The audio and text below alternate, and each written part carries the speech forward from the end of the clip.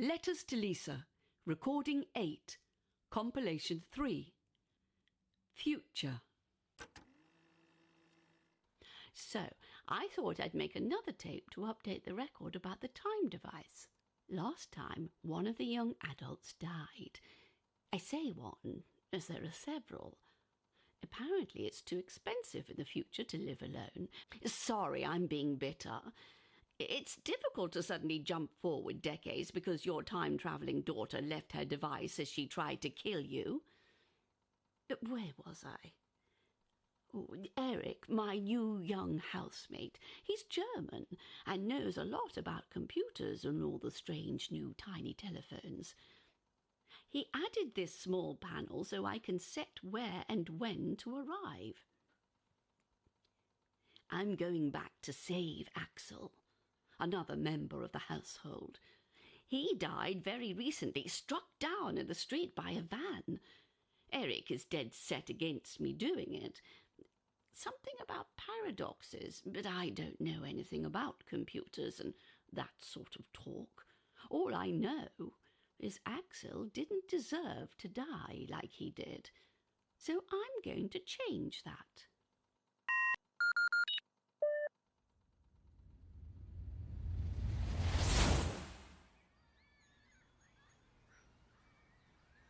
It worked! I'm back to the fateful day. I should have planned this better.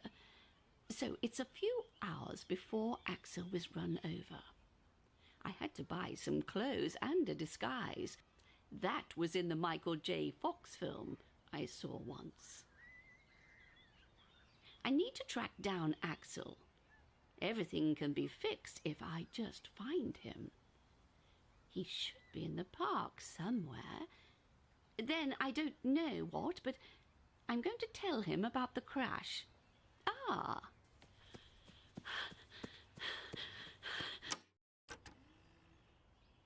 Axel is an idiot of a young man.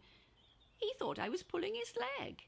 He didn't believe me at all, despite knowing I have travelled through time.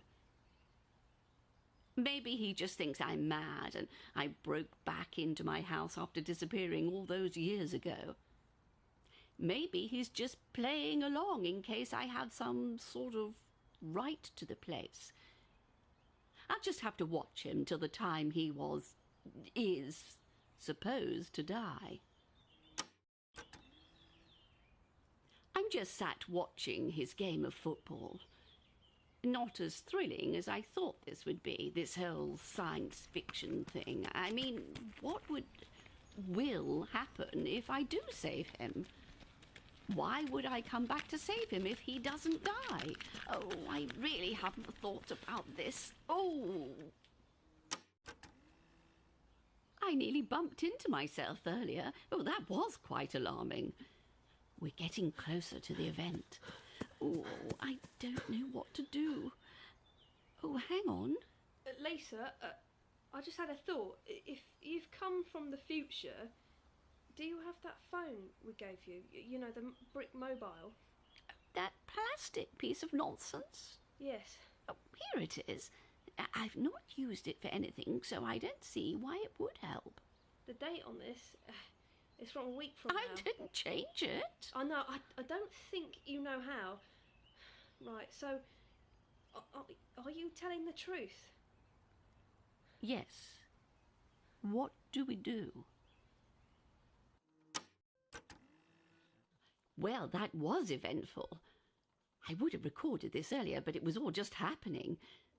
So, Axel finally believed me about the whole death bit.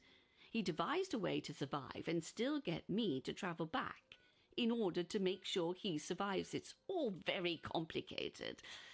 Essentially, he called an ambulance, got a lorry driver friend of his to park his van close by, covered himself in ketchup, and his friend then managed to get Eric's attention. As Eric ran off to tell the house, Axel wiped off the ketchup.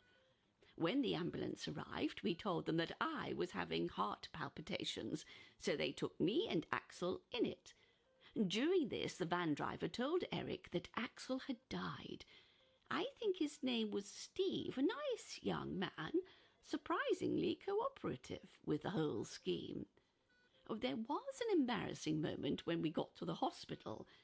I had to do a bit of acting and say I was sorry for wasting their time, and I think it was just my phone ringing. I must have forgotten to lower the vibrations.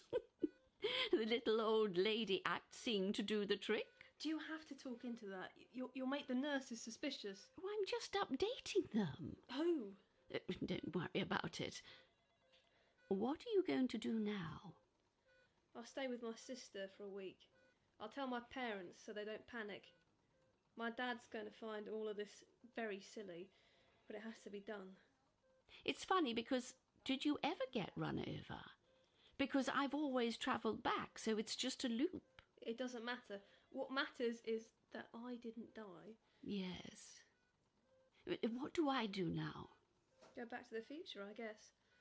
Or any other time, I suppose. Any time?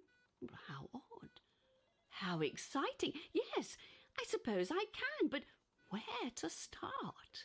That's up to you. Stay safe and don't get accused of witchcraft. You don't want to go? Nah, I've got severe asthma. I'm not risking trapping myself before modern medicine. No thanks. No telly, no Tumblr. I couldn't bear it. But you go and have fun. Or as close as you can to fun. Thanks.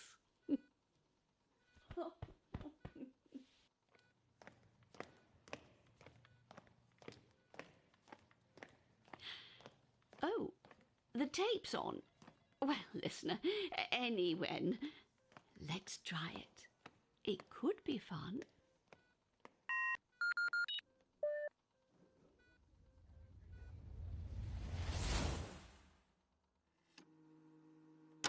That was Letters to Lisa, recording 8, compilation 3, Future.